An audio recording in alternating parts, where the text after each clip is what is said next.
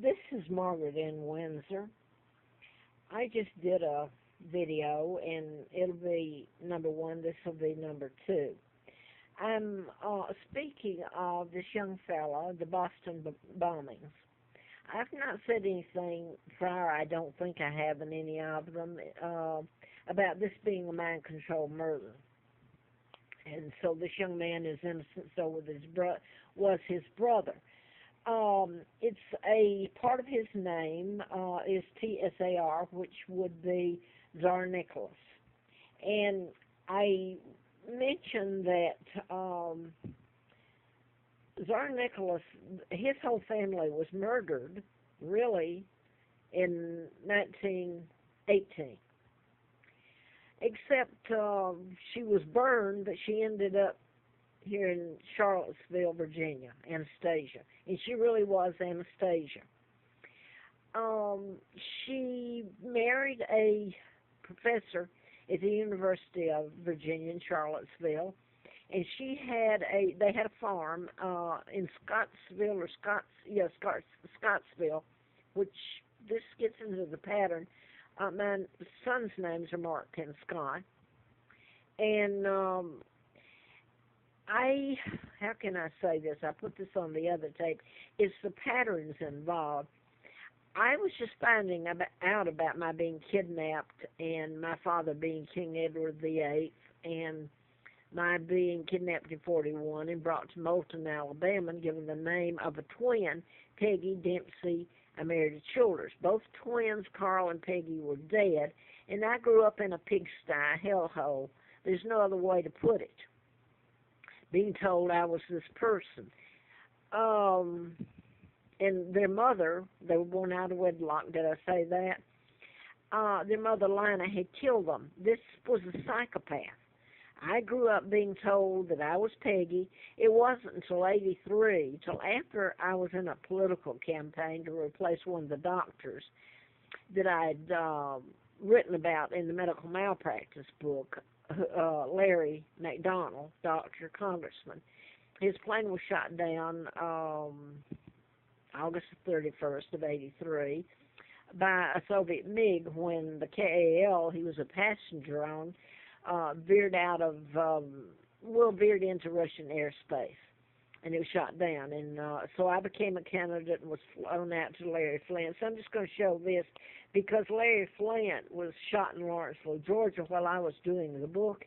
He was shot March the 6th of 78.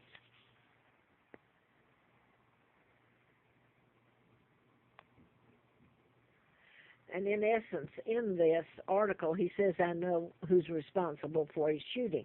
The man was programmed as one of the mind control murders. Now then, this is the United States, and they've got me, let me tell you, I'm 75 years old. My sons Mark and Scott, who are heirs to the British Crown after me, they kidnapped me, brought me over here, and have tortured me every day of my life. It's been an ongoing torture, and believe me, I'm a pawn. I'm still a hostage. This is how they treat this young man who's from Russia, and he's programmed. He's a victim himself. And, of course, Boston is where the Kennedys are from, who they made heroes, and the Kennedys, Joe Kennedy was ambassador to England in 36 to 46, and he helped kidnap me. And I have to wonder about JFK's part and his son, Joseph Kennedy Jr., because they were both, the book, While England Slept, was written by JFK, and he talks about helping his father at the embassy, and it goes into detail. They were flying in and out. Who flew me out of England and dropped me off in Moulton, Alabama? I don't think they actually flew me to Moulton, Alabama. I don't know how it was gotten out. But they sure had control there. Their father helped kidnap me, and then John Kennedy, JFK, helped with the ongoing mess that was done to me, which is sick. Anyway, I'm going to try to continue with this. Here's Amanda Knox. You could say that she fits into the patterns too. I've never said anything I don't think about Amanda Knox being part of the patterns.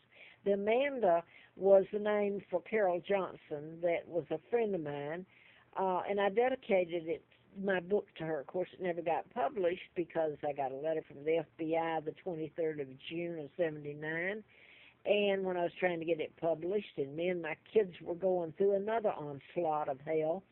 April the 1st of '80, I was full of antifreeze and should have died, gone into a coma and died.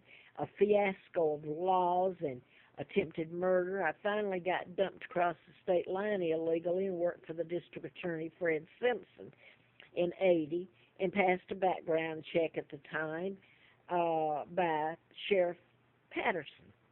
So I'm just throwing that in to show you what happened to me. The book was never published. So the mind control murders that were done in patterns continued, and I continued all this time piecing them together and telling people about it, because mind control is invisible. It's an invisible weapon. Okay, I'm going back to Amanda Knox. Amanda was the name of Carol Johnson, who I dedicated the book to.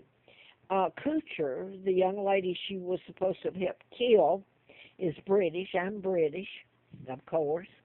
And her name was Meredith Kuchar. It's a different spelling, but it's Kuchar that I worked for, one of the doctors, was, while I was doing the book, was Cucher, and her name is spelled Kecher. So I don't know about the other patterns. If there's even enough to connect it, I would think it may be. My point here, though, is that the American press, I've gone to them since I found out about the kidnappings, my being kidnapped. And I've crawled, I've begged, they've written lies and told lies about me. If it's ever told, it's hideous.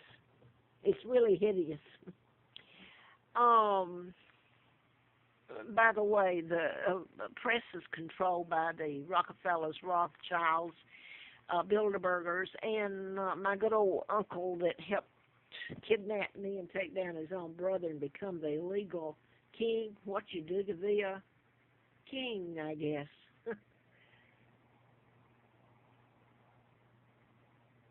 He was meeting in 1939, the year I was born, with Roosevelt. The only time he ever met with him. And Roosevelt appointed Joseph Kennedy as ambassador to England, and they kidnapped me, plain and simple, and dropped me off, gave me the name of twins, Moulton, Alabama, that were dead. Peggy and Carl were dead, and I still have to use the name. And I found out in '83 my real name, and my father is King Edward VIII.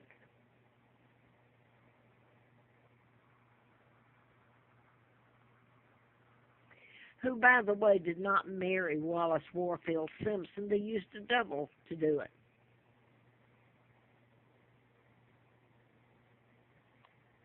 Speaking of lies, and look at this here, Obama, hey, there's tapes on YouTube and everything, and I've seen them where Obama and, let's see, who all talks about the New World Order, which Elizabeth is a member, and Charles is.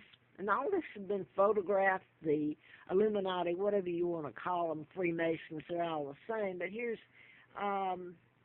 the people, the daughter, Caroline Kennedy, and her grandfather was the one who helped kidnap me.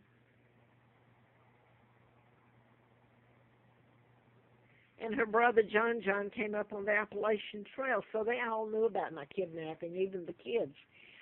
Came up on the Appalachian Trail. I believe it was spring of '93. It was when the old trail was there, and I put this on other tapes. And up comes John, a mile and a half up with his buddy that he ran around with. And I said, "Hey, you look like John Kennedy." And he said to me he was. They stood there talking, and I didn't believe him. I thought he was a double at the time. I know now it was him. But I told him I knew the Kennedys kidnapped me, and he said, "Well, I just came up here to see how you were living." So they were making fun of me. He had bought a ticket from wherever, Boston or wherever, and his buddy